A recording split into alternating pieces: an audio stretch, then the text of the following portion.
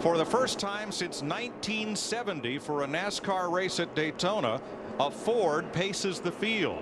The 2010 Mustang Shelby GT 500 in grabber blue with white stripes is going to lead them down to the green flag for 150 miles.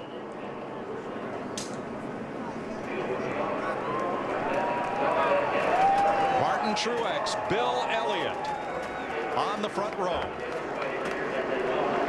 Green flag, the first of our two qualifying races, is underway.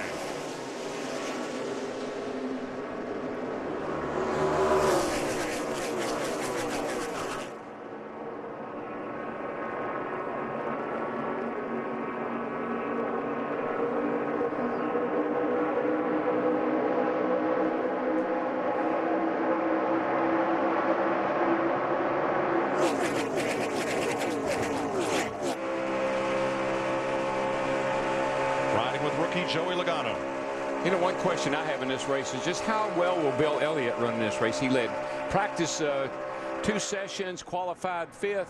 I'm just anxious to see how Bill's going to run this race today, see if he's going to try to stay up front in the 21 car there, the Motorcraft car.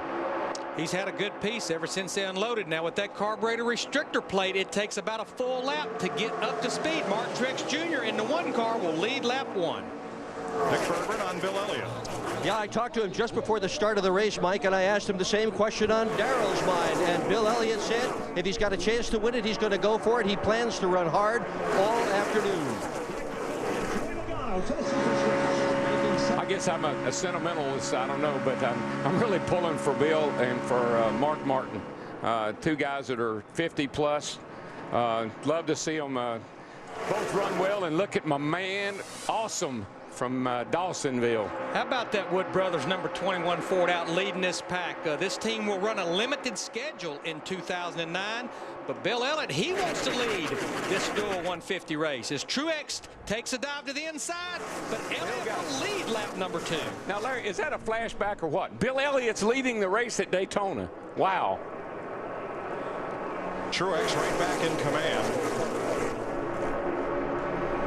And it looks like Martin can put that car high side, low side. Bottom lane is scattered. High side, low side, and be fast anywhere. Well, that was pretty impressive. I mean, he just pulled down and pulled right past Bill. Fast car. Just to show you how the draft works, we have 28 cars in this field right here. Of the 28, about 24 positions changed on that lap right there.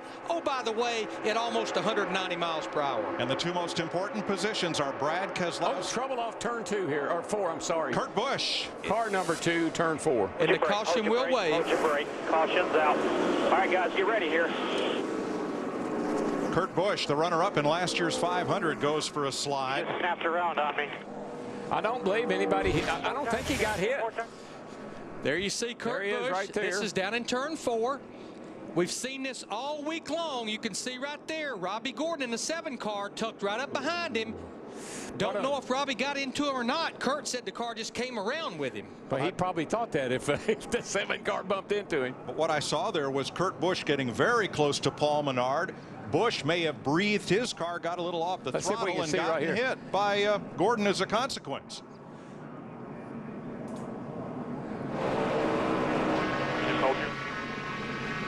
Riding with Casey Kane, who stays out of harm's way. A single car spin. First caution of the day in Daytona.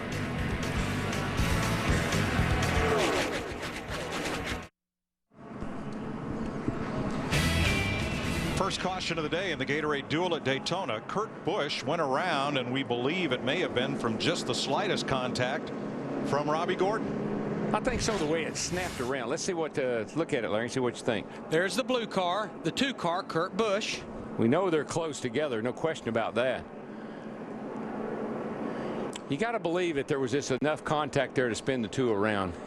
The 7 was so close. But coming over the tunnel, it appeared that Busch gets loose right there and then gets contact from Gordon, sends in the rest of the way. I really believe that's what happened, Mike. I believe the 2 started to get a little loose, and then it got a little bump from behind. Thing about it, if your car's a little loose, you're going through the bumps, and you're running 190 miles per hour, it doesn't take much of a hit to spin you on out. Right now, the 2 transfer spots to get into the Daytona 500 are held by Bill Elliott and Tony Stewart.